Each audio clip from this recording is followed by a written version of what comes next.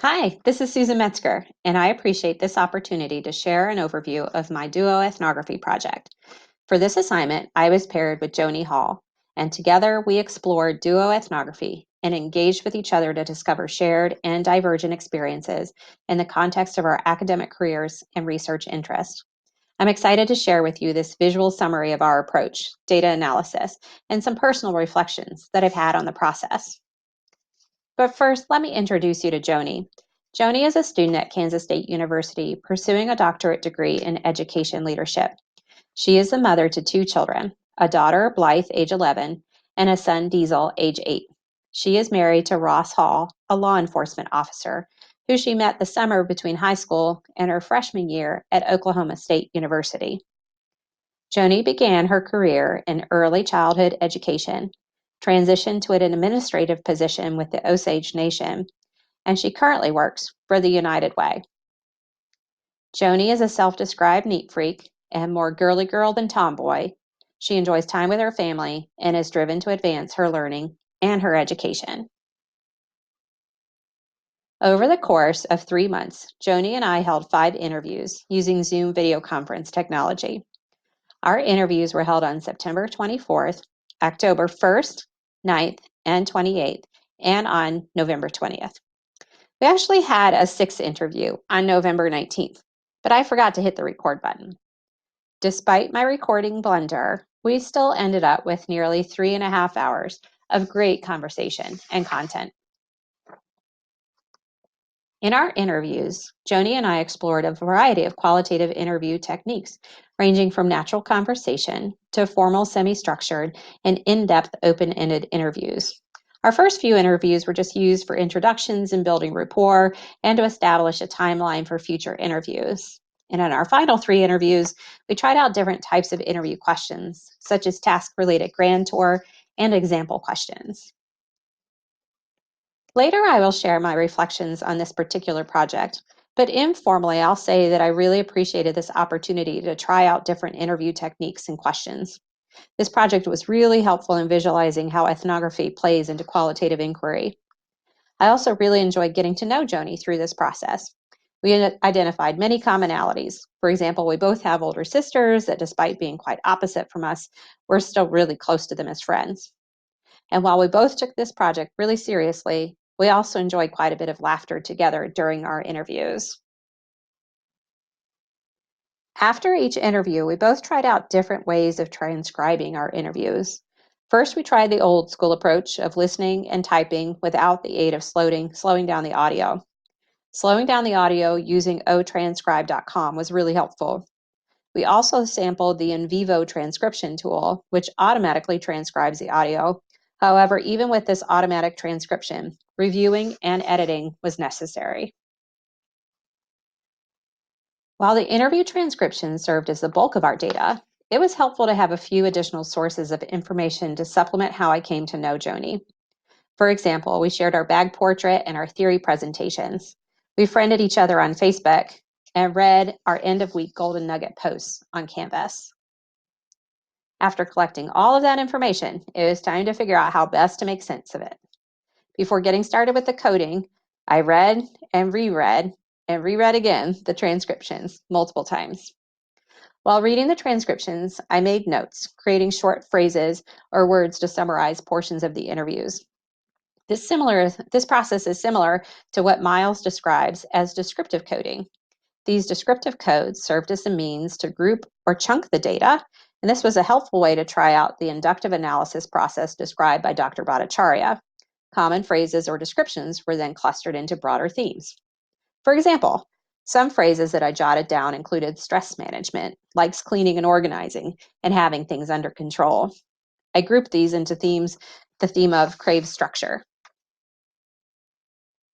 Through this process, I ended up with 8 themes that seemed to capture our conversations well.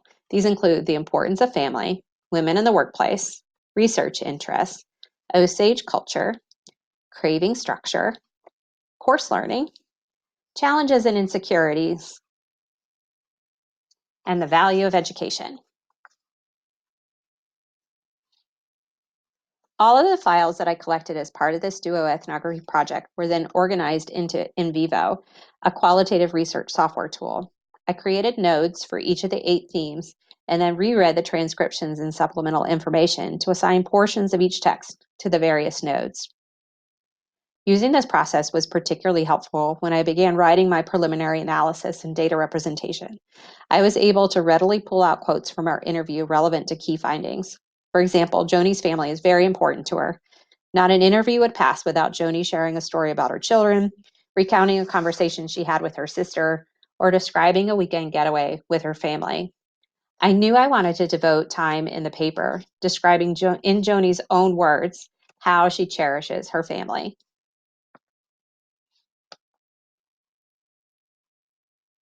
Joni's family also plays a big role in why she values education. Her grandfather would often encourage Joni and her sister to pursue a degree by stating, "You need to go to college. 4 years is going to go by quickly. You might as well have a degree at the end of it."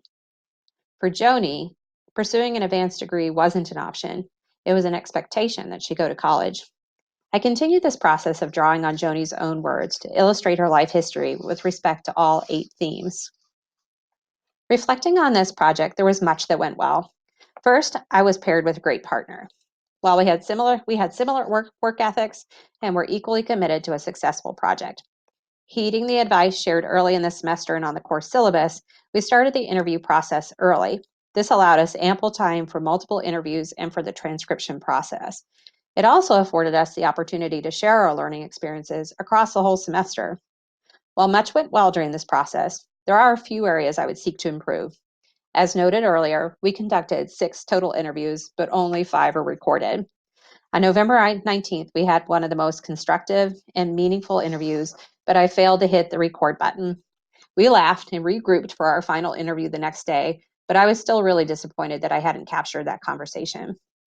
Another area of improvement would be the quality of the questions. Towards our final 2 interviews, the quality and the diversity of our questions improved, resulting in more depth and richer responses. With more practice, I feel it'll be easier and more natural to prepare solid questions earlier in the interview process. Like I mentioned before, it was easy to find things I had in common with Joni. It is natural to seek common grounds when establishing a new relationship. To me, a deeper understanding of someone's life history comes when it's comfortable and safe to explore the differences.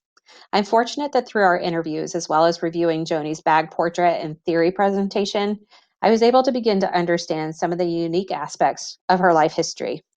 For example, during Joni's bag portrait presentation, she shared a personal story about an interaction with one of her elementary school teachers who instructed her to erase her designation as Native American from a standardized test. These stories illustrate not only the divergence in our life histories, but are also really important for truly understanding Joni's research interests and potential subjectivities in positionality and research. Practicing interview techniques with Joni opened my eyes to an ethnographic approach to research. I now have a better understanding about how this approach allows a researcher to gain a deeper understanding of a person's life history. Throughout this course, we gained superpowers such as insight, chameleon, and Dr. Goggles. For me, I found the real power in this project in the duo part.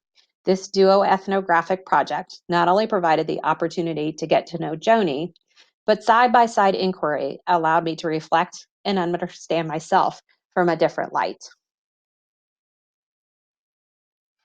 Thank you for listening to this presentation as I shared a brief overview of my journey in duoethnographic research. I look forward to sharing even more details about the process and what I learned from Joni in the final project paper.